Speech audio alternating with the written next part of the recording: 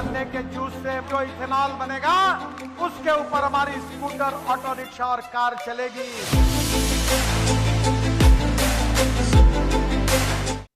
Somewhere right now a car is dying, slowly, quietly, and the man who sold that fuel is telling you, and it's all into your head. I remember every promise made about this fuel, every number thrown at us, and every voice that got ignored. Today I pull all of it on a track. चलाने के बाद थोड़े दिन चलाने के बाद fuel pump की जाली जाम हो जाती है। नितिन गडकरी जी, अगर आपको एथेनॉल का उपयोग कहीं करना ही है तो हमारी गाड़ियों को बख्श दीजिए। ये बर्बाद कर दिया नितिन गडकरी, पूरे देश को बर्बाद कर दिया। First, the basis that nobody explains properly.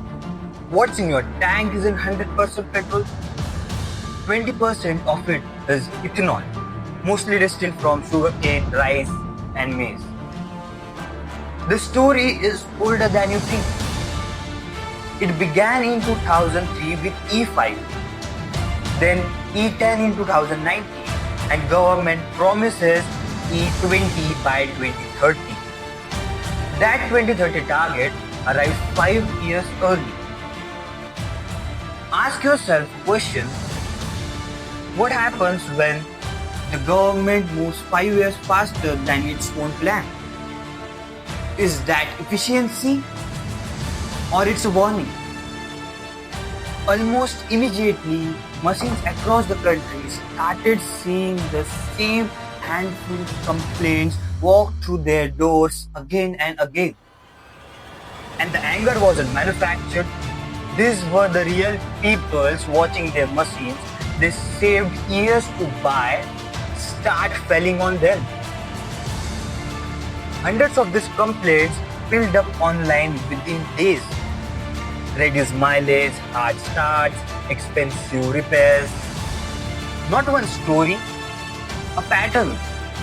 Tell me in the comments, has your vehicle felt different since E20? Politicians noticed. An opposition voice in Karnataka pointed out something simple. How can citizens be there to prove the damage when the government's own data is still sitting unpublished? And for the very first time, the argument left the social media and hit the streets. A protest was called in Delhi, not for the ban on ethanol, but for leaving no options at petrol pumps. Most importantly, we are not against ethanol 20 blending. We are saying E0, E5, E10, E20. Choice be made available to each one of us so that we can choose what fuel to put. That's the point that has to be done. And the government didn't retreat. It came back swinging harder than anyone expected. Road Transport Minister Nitin Gadkari ji stood up and threw an open dare to name a single vehicle that was damaged by E20. Just one, he said. And he called this entire blacklist as a paid campaign. एक भी गाड़ी खराब होती है तो मुझे बताइए, मैं जिम्मेदार हूँ। हम लोग इसकी पूरी तरह इंक्वायरी करेंगे और कुछ भी गड़बड़ी हुई तो कार्रवाई करेंगे। सब झूठा प्रचार करते हैं, कोई इथेनॉल से कोई नुकसान नहीं। Government's own office went further, dismissing the entire controversy as manufactured outrage. At one point, facing questions about his own family sugarcane business, the minister answered it directly that this business doesn't depend on ethanol at all. Total ethanol का turnover 10% भी नहीं। ठीक है, उस company में। हाँ, और Okay. उसमें बाकी भी शुगर है। हाँ. और लॉस पेकिंग है। 1600 करोड़ का कर्जा है बैंकों का। हाँ। Fair enough, it's his glam on the record.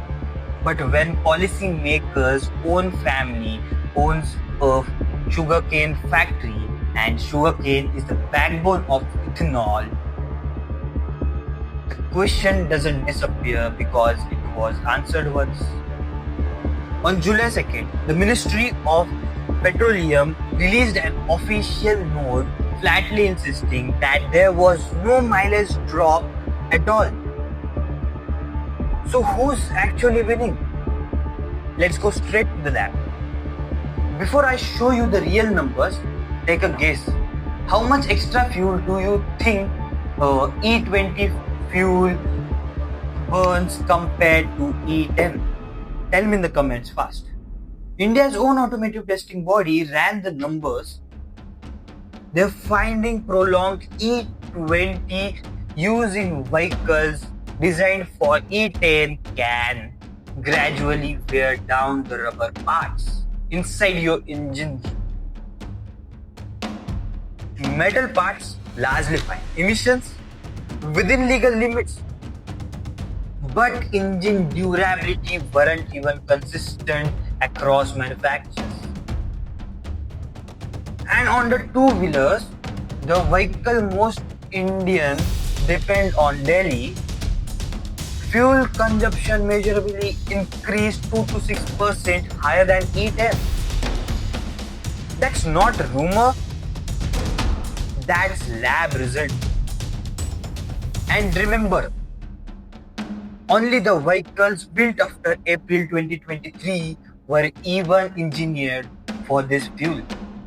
If your vehicle is older, nobody, not the company, not the government, can honestly tell what's happening inside your engine right now. So, why push this fast? Is the government reckless enough to gamble your machines for just sugarcane juice? Not reckless, it's concern.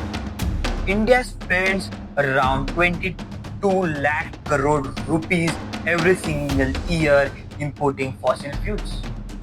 That's not statistic. That's a bleeding wound in India's economy. Ethanol grown and brewed on Indian soil is one answer to that bleeding. And it's not just a talk. Maize farmers alone repeatedly earned an additional 45,000 crore rupees because of this policy.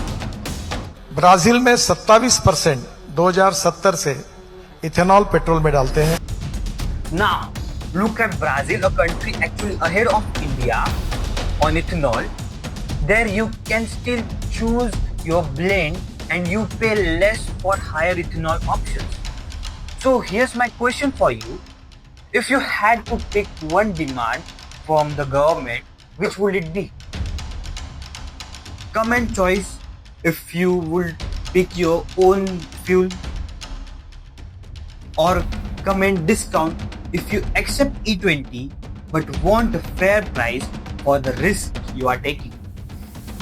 So who's actually right? Both sides are partly.